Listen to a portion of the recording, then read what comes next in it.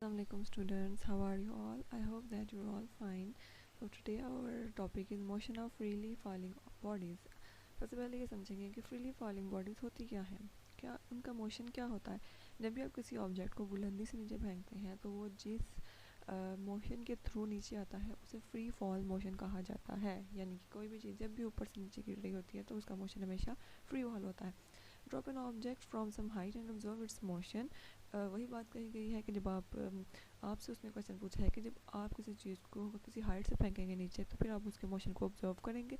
Does its velocity increase decrease और remains constant as it approaches the ground, कि जब वो ऑब्जेक्ट ज़मीन पे आ रहा होता है तो उस दौरान उसकी वेलोसिटी पे क्या फ़र्क पड़ता है, क्या इसकी वेलोसिटी इंक्रीज़ होती है, डिक्रीज़ होती है या कांस्टेंट रहती है।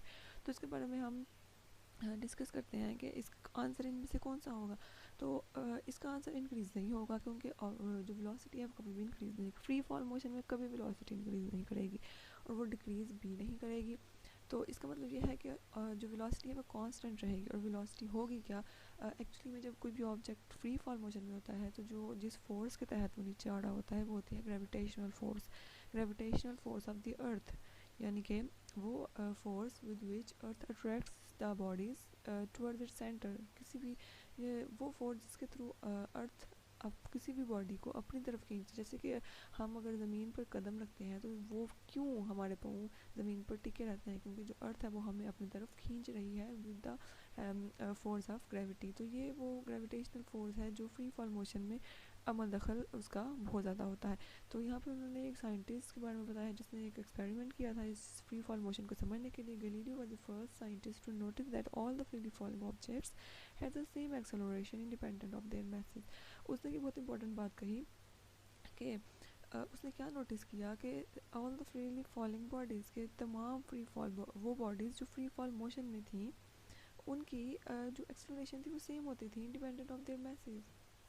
तो यहाँ पर ये चीज़ इंपॉर्टेंट है कि Galileo was the first scientist to notice that all the freely falling bodies have the same acceleration independent of their masses के। मैसेज के ऊपर डिपेंड नहीं कर रहा होता फ्री फॉल मोशन में। मैस बिल्कुल भी जो है ना इंपॉर्टेंट नहीं होते। अगर आप डिफरेंट मैसेज के ऑब्जेक्ट्स को फेंकेंगे तो वो एट द सेम टाइम ज़मीन पर आएंगे। फॉर एग्जांपल अगर आप एक पत्थर फेंक रहे हैं जिसका जो मैस है वो काफ़ी ज़्यादा है, वो काफ़ी भारी है, इसके बरक्स अगर आप एक पेन फेंक रहे हैं नीचे तो जो पेन है वो पत्थर के मुकाबले में थोड़ा हल्का है। तो लेकिन इससे कोई फ़र्क नहीं पड़ेगा, दोनों object at the same time earth की तरफ आ जाएंगे, क्योंकि उनकी जो एक्सेलरेशन होती है वो होती है ग्रेविटेशनल एक्सेलरेशन। उसने फिर आगे से कुछ एक्सपेरिमेंट परफॉर्म किए। ही dropped various objects of different message from the leaning tower of Pisa. यहाँ पर उसने लीनिंग टावर ऑफ पीसा में जाकर तो ये एक्सपेरिमेंट परफॉर्म किया। लीनिंग टावर ऑफ पीसा यानी कि ये पीसा इटली का एक शहर है, वहाँ पर ये टावर लोकेटेड है जो कि इस तरह से लीनिंग टावर इसलिए कहते हैं कि ये थोड़ा सा तिरछा टावर है। तो इसकी कंस्ट्रक्शन इस तरह से की गई है तो इसका नाम लीनिंग टावर ऑफ पीसा है। तो यहाँ जाकर उसने इसकी बुलंदी पर जाकर कुछ ऑब्जेक्ट्स को नीचे फेंका और उसने ऑब्जर्व किया कि तमाम object independent of their message eight the same time ज़मीन पर आ गए। He found that all of them reached ground eight the same time. That acceleration of freely falling bodies is called gravitational acceleration. तो यहाँ पर हमने gravitational acceleration की का एक कॉन्सेप्ट समझा कि जब भी ऑब्जेक्ट्स नीचे फ्री फॉल मोशन में भी ऑब्जेक्ट्स की एक्सेलरेशन होती है, लेकिन उनकी एक्सेलरेशन कौन सी होती है, ग्रेविटेशनल एक्सेलरेशन उनकी। It is denoted by small G और ये जी बोल्ड है। On the surface of the earth this value is approximately 10 metre per second square. तो इसकी जो ग्रेविटेशनल एक्सेलरेशन की जो वैल्यू है वो वही है जो कि हम ये ग्रेविटेशनल एक्सेलरेशन की वैल्यू है 10 मीटर पर सेकेंड स्क्वायर। कुछ जगहों पे इसकी वैल्यू 9.8 भी कंसिडर की जाती है, तो ये ज़रा डेसिमल की वजह से थोड़ी सी चेंजेस आते हैं। For bodies falling down freely g is positive and is negative for the bodies moving up. ये चीज़ एक इंपॉर्टेंट बात है इसमें कि जी पॉजिटिव होगा जब objects when the for the bodies down freely falling down freely, के जो ऑब्जेक्ट्स फॉल हो रहे हैं ज़मीन पर आकर गिर रहे हैं वो, यानी कि वो ऊपर से नीचे की तरफ आ रहे हैं, तो उनके लिए जी पॉजिटिव होगा क्योंकि वो under the force of gravity आ रहे हैं। अर्थ की जो फोर्स की जो डायरेक्शन है ना वो उस डायरेक्शन की सिम्त में ही आ रहे हैं। And is negative for the bodies moving up. अब जो बॉडीज ऊपर की तरफ मूव कर रही हैं यानी कि वो अर्थ की जो ग्रेविटेशनल फोर्स है उससे ऑपोजिट मूव करने की कोशिश करनी है। तो ऑपोजिट मूव करने के लिए उनको एक्स्ट्रा जो फोर्स है वो लगानी पड़ेगी। तो ये जो एक्स्ट्रा फोर्स है इसकी वजह से ये नेगेटिव साइन आता है। वैसे ये डायरेक्शन की वजह से भी आ जाता है।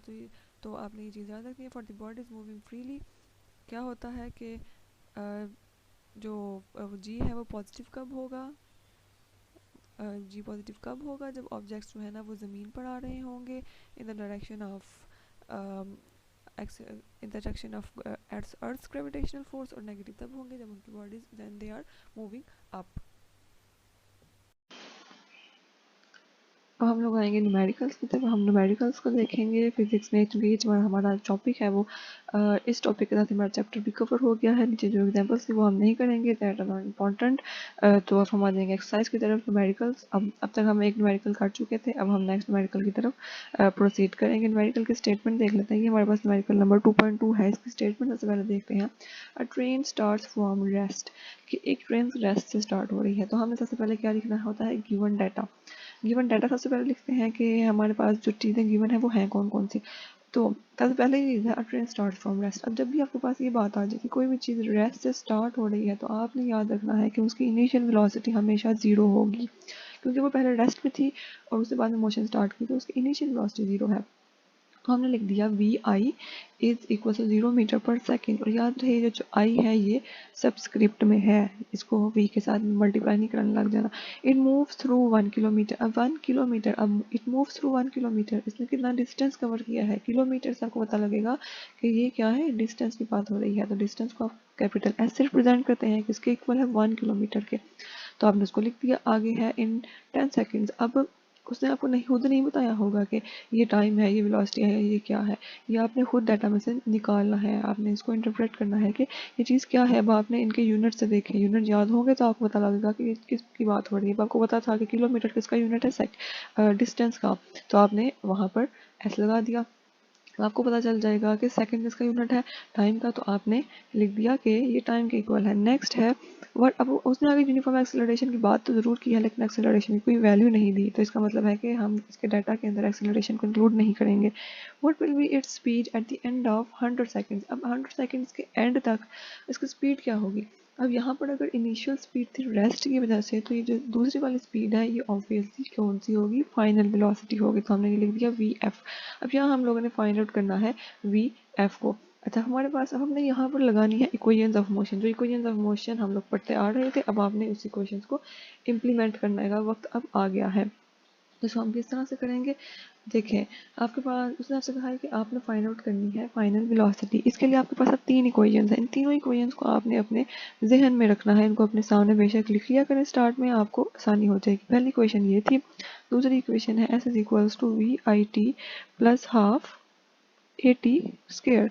थर्ड इक्वेशन थी 2as is equals to v f square minus v i square. तो ये तीन आपके पास इक्वेशन। अब आपने इन तीनों इक्वेशंस को थोड़ा एनालाइज करना है और देखना है कि कौन सी इक्वेशन इसमें फिट बैठती है। एक चीज़ आपने याद रखनी है कि जिस इक्वेशन में 2 अननोन्स होंगे वो इक्वेशन आप कभी भी यूज़ नहीं कर सकते, क्योंकि वो यूजेबल होगी ही नहीं।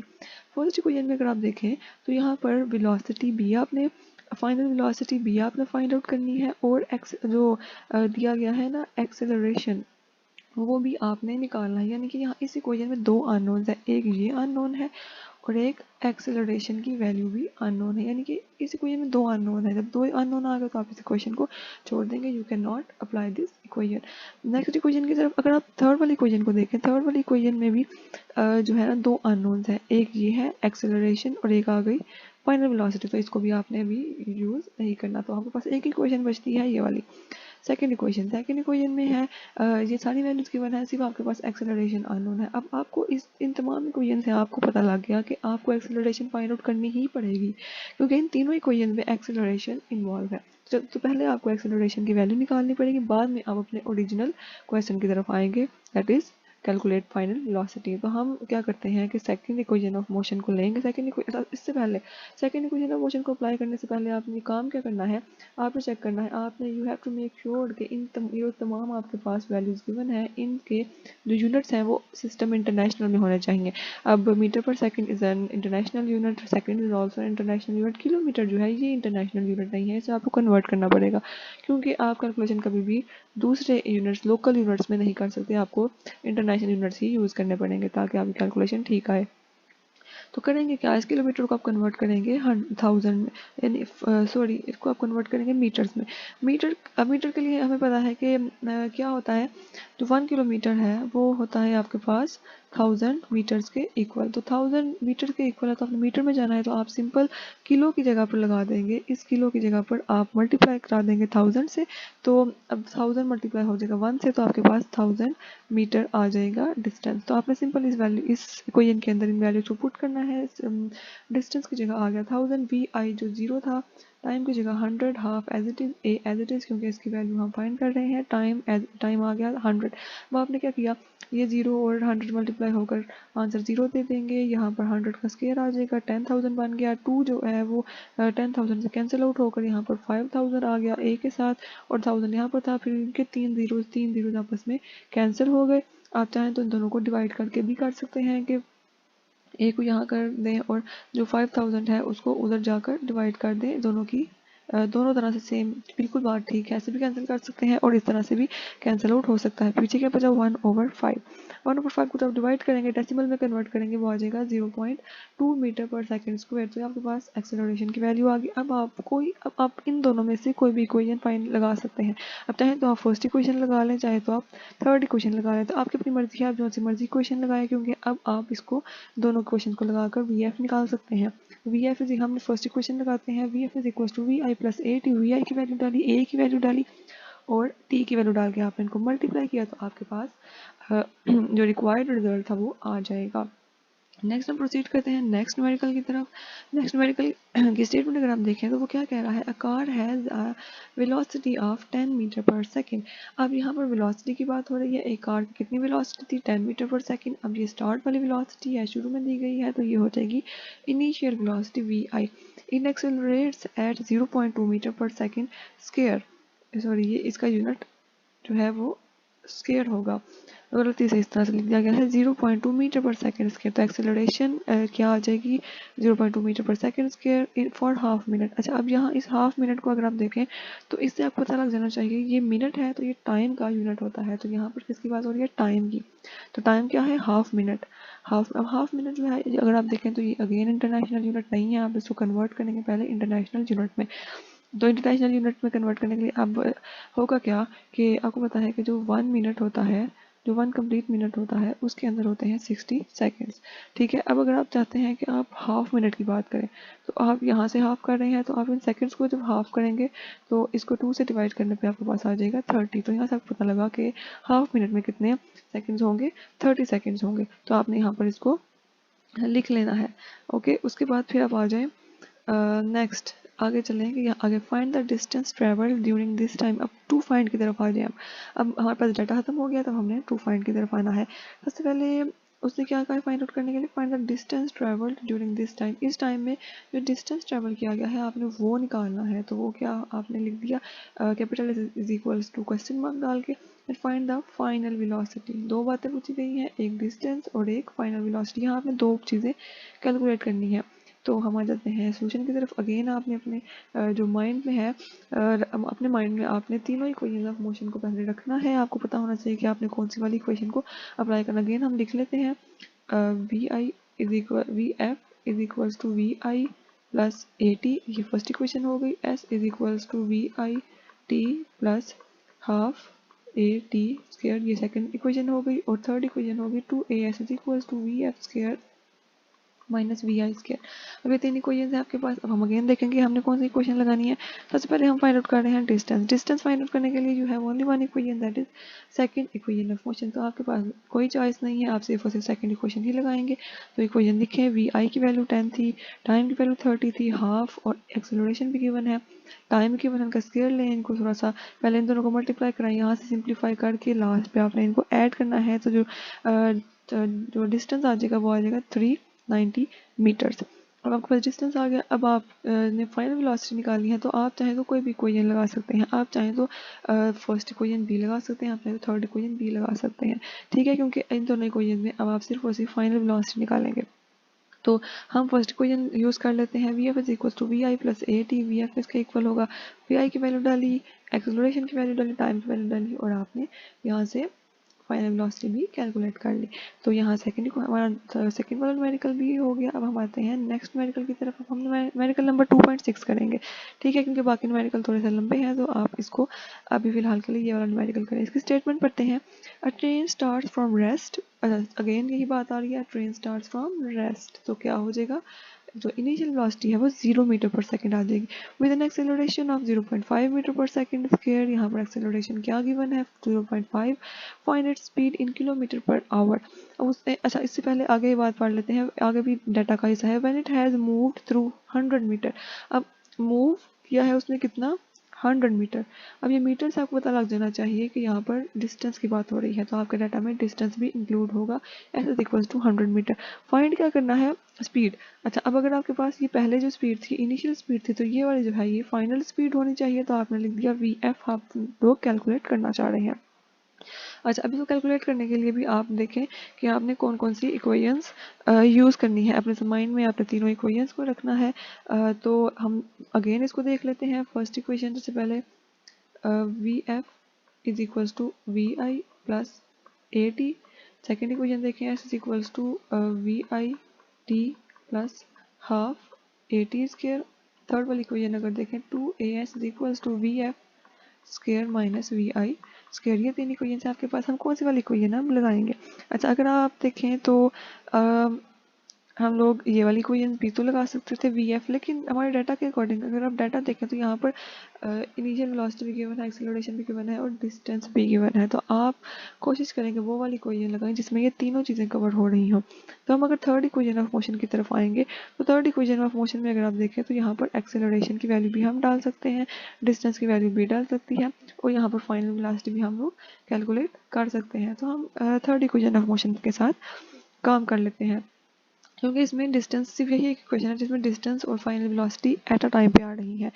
अच्छा, अब इनको आपने सॉल्व करना है। इसके अंदर वैल्यूज डाली, VI 0 था, उसका स्क्वायर भी 0 रहेगा। यहाँ पर VF स्क्वायर है, यहाँ पर 100 है।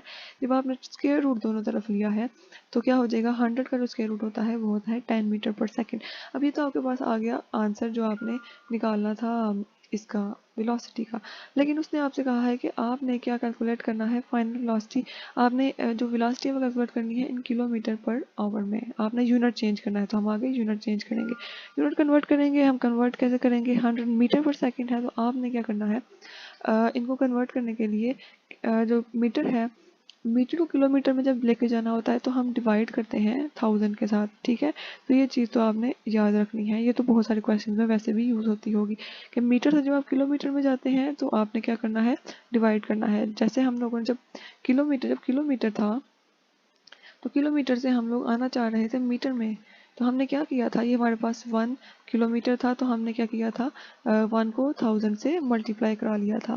तो यानी कि जब आपने किलोमीटर से मीटर में जाना है तो you will do the multiplication.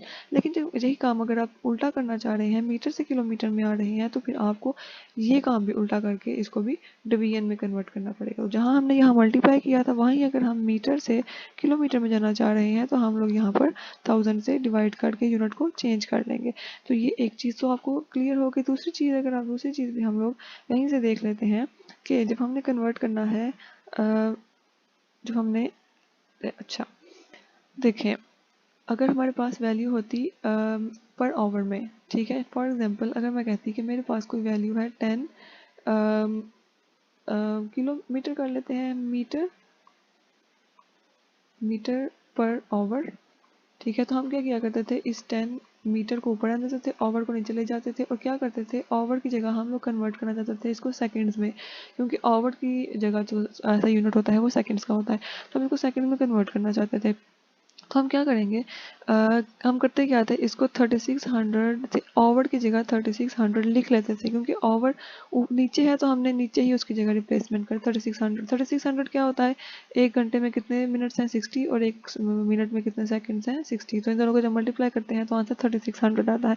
तो यहाँ पर चूंकि हमने उल्टा काम करना है, जब हम पर ओवर से कन्वर्ट करते थे सेकंड्स में तो हम लोग किया करते थे डिवाइड, और जब हम लोगों ने पर ओवर में आना है तो हम करेंगे मल्टीप्लाई। तो आपने सिंपल इनको सिंप्लीफाई करना है, इनके जो कैंसिल आउट होती हैं चीज़ें वो कैंसिल कर ली, यहाँ से 0 0 कैंसिल, यहाँ भी वाला 0 0 से कैंसिल, 36 जब 1 से मल्टीप्लाई होगा तो आपके पास आंसर आ जाएगा ये वाला। तो अच्छा, आगे हमारे पास एक और चीज़ है, स्पोर्ट पैक की वर्कशीट नंबर 2, वर्कशीट नंबर 7, ये भी हम करेंगे। इसको अगर आप देखें, ये भी इंपॉर्टेंट है आपके असेसमेंट के लिए। 1 गीगा इज इक्वल्स टू, हमें बताना है कि जो 1 गीगा है वो किसके इक्वल होता है। 1 गीगा इज इक्वल्स टू, ये है 10⁻⁹ के इक्वल होगा। तो ये आपको यूनिट्स, ये जो प्रीफिक्सेस हैं ये याद होने चाहिए, तब आपको ये चीज़ आएगी। आगे वाला क्वेश्चन अगर आप देखें, number of significant figures in this. Significant figures क्या होते हैं? The non zero digits significant होते हैं, यानी कि यहाँ 3 कवर हो गए, और जो राइट साइड के जीरोस होते हैं वो भी सिग्निफिकेंट होते हैं। तो ये कितने हो गए? ये 5 के 5 जो फिगर्स हैं ये सारे सिग्निफिकेंट हैं। अगर least count of vernier calliper क्या होता है? Least count of vernier calliper is 0.1 millimetre. The following is the smallest quantity. अब स्मॉलेस्ट क्वांटिटी देखनी है, सेकंड सबसे छोटी है, माइक्रो सेकंड है, पिको सेकंड है, नैनो सेकंड है। ये आपको कैसे पता लगेगा? इसके लिए आपको प्रीफिक्सेस याद होने चाहिए। अच्छा, नैनो माइक्रो जो है वो किसके इक्वल, जो माइक्रो है वो होता है 10⁻⁻6 के इक्वल। माइक्रो को आप इस तरह से रिप्रेजेंट करते हैं। अगर आप पीको को देखें तो पीको को पी से रिप्रेजेंट करते हैं। पीको किसको इक्वल होता है? 10⁻⁻12 के इक्वल। और जो नैनो होता है उसको एन से रिप्रेजेंट करते हैं, वो होता है 10⁻⁻9 के इक्वल। तो यहाँ सबसे छोटी वैल्यू कौन सी है? ये वाली, ठीक है। माइनस में जो वैल्यू ज़्यादा बड़ी होती है वो उतनी ही छोटी होती है। तो ये है आपके पास छोटी वैल्यू, तो हमने पीको को जो है वो सर्कल कर देना है। ऐसा unit of electric charge is, electric charge का ऐसा यूनिट होता है coulomb. How many millimetres are there in 1 centimetre? 1 centimetre में कितने मिलीमीटर होते हैं? 1 सेंटीमीटर के अंदर होते हैं 10 मिलीमीटर। ठीक है, तो आपने यहाँ पर 10 को लगा लिया। डिजिट्स अदर देन जीरोज और ऑलवेज क्या होते हैं? सब मल्टीपल्स होते हैं, प्रीफिक्सेस होते हैं, मल्टीपल्स होते हैं, या सिग्निफिकेंट होते हैं। तो सिग्निफिकेंट ज़्यादा अच्छा ऑप्शन है, क्योंकि हमने इसके बारे में पढ़ा भी हुआ है कि non zero digits are always significant. ऐसा unit of temperature is, temperature का ऐसा यूनिट क्या होता है? ऑफकोर्स केल्विन, जो तो आपको याद होगा। अच्छा, तो आज का हमारा टॉपिक यहीं पर कवर होता है। तो अपना बहुत सारा ख्याल रखिएगा, उसको अच्छे तरीके से पढ़िएगा, और अल्लाह हाफिज़।